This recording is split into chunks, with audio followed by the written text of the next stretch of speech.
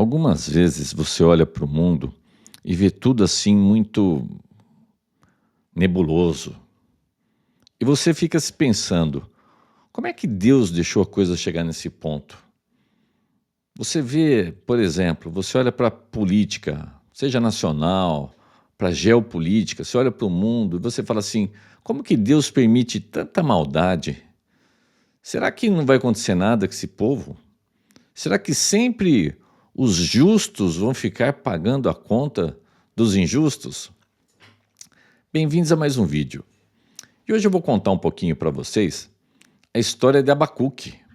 Abacuque é o profeta que disse aquela famosa frase: o justo viverá pela fé.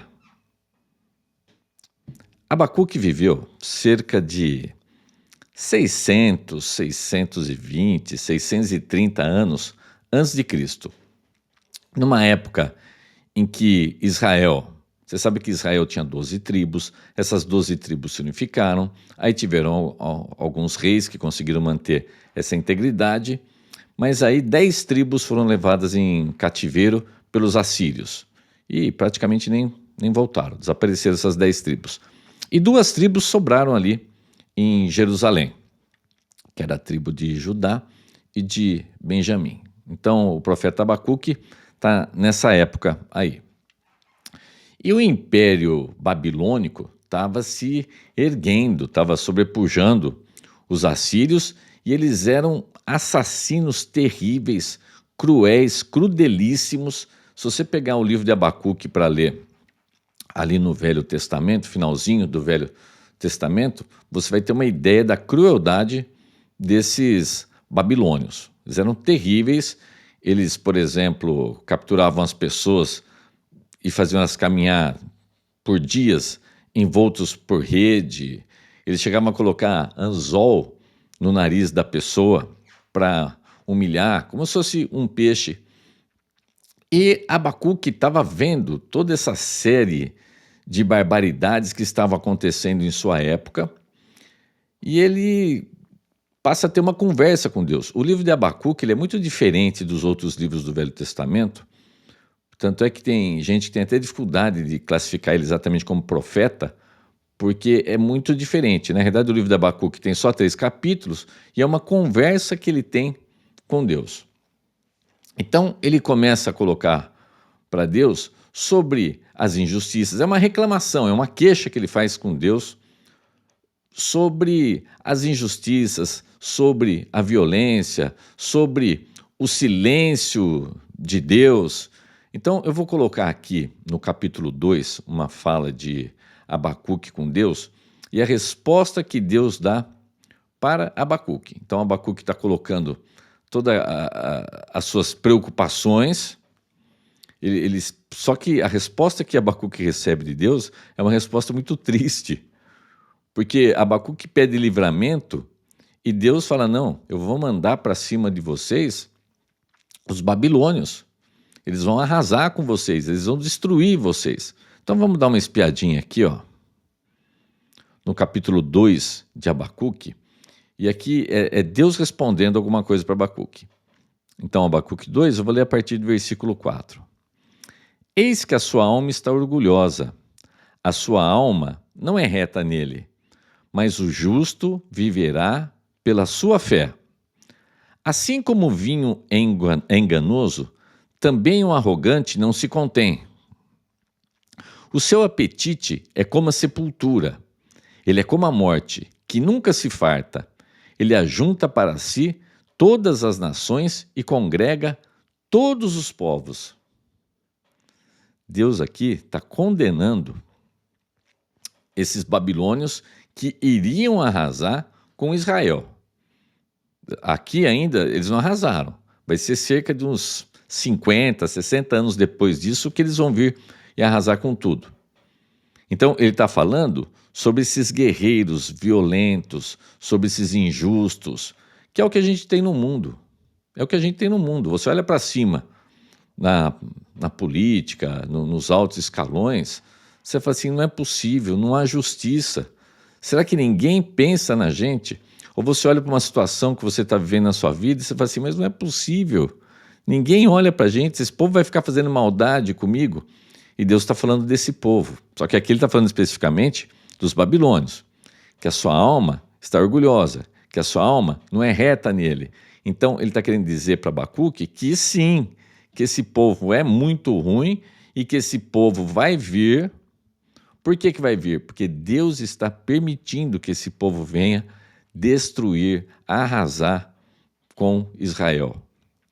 Mas aí ele fala, mas o justo viverá pela sua fé. Depois do Novo Testamento, mais 3 vezes essa frase é repetida. A gente tem essa frase repetida na carta aos Hebreus, que ninguém sabe quem escreveu, e depois em mais 2 de Paulo, em Romanos e Gálatas, se eu não me engano. Isso foi até um lema da Reforma Protestante, que o justo viverá pela sua fé. Então, apesar de tudo isso que estava vindo para acontecer com o povo hebreu, Deus está falando assim, mas o justo viverá pela sua fé. E ele coloca que esse pessoal que está vindo para atacar, que eles são enganosos como vinho e que eles têm uma sede, uma fome igual à morte, igual à sepultura, igual ao além, que jamais se farta, que jamais se enche, porque as pessoas continuam morrendo. É uma comparação que é feita aqui. Então, Abacuque estava conversando com Deus, esperando que Deus mandasse assim, ó, meu servo, calma, eu já vou livrar vocês. Ele fala, não, eles vão vir mesmo e eles vão arrasar com tudo. É muito curtinho o livro de Abacuque.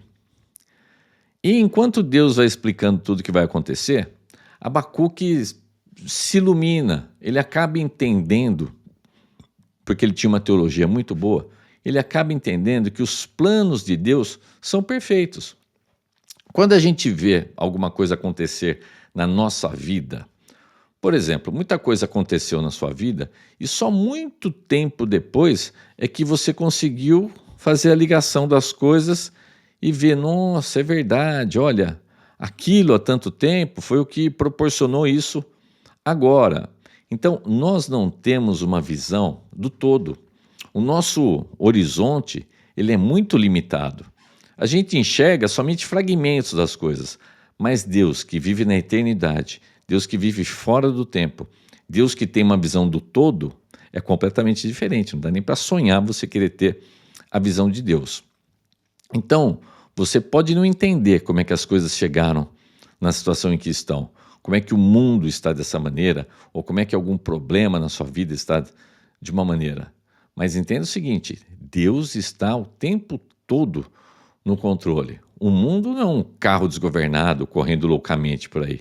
O mundo corre de acordo com os planos de Deus. E até as desgraças, olha só, era um povo terrível, mas é Deus que levanta esse povo terrível para atacar os israelitas.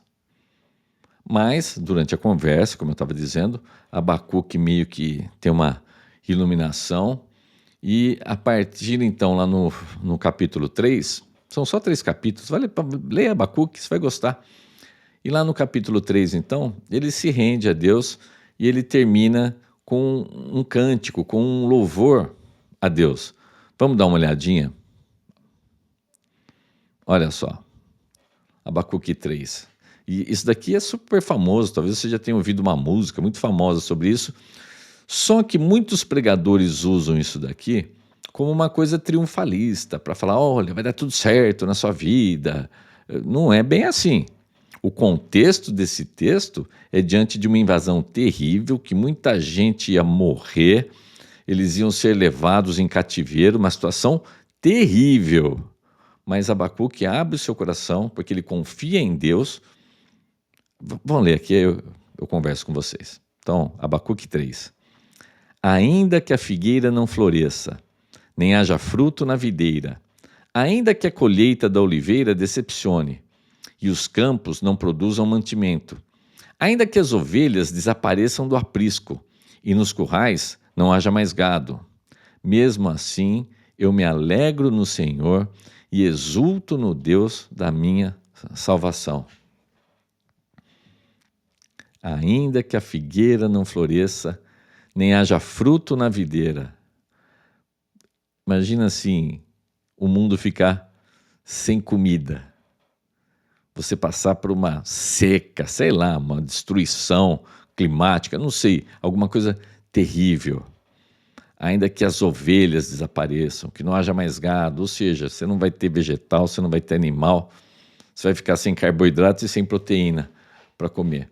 Mas ainda que tudo isso aconteça, que toda a tragédia venha em cima da sua vida, a nossa confiança não está nos homens, a nossa confiança não está na força do nosso braço, a nossa confiança está em Deus.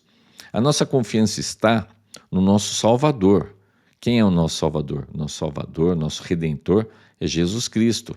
Quando você entrega a sua vida para Deus, quando você reconhece Jesus como seu Senhor e Salvador, quando você se arrepende dos seus pecados e passa a crer então em Jesus, e você passa a ser uma pessoa convertida, e automaticamente você está salvo, você está justificado dos seus pecados.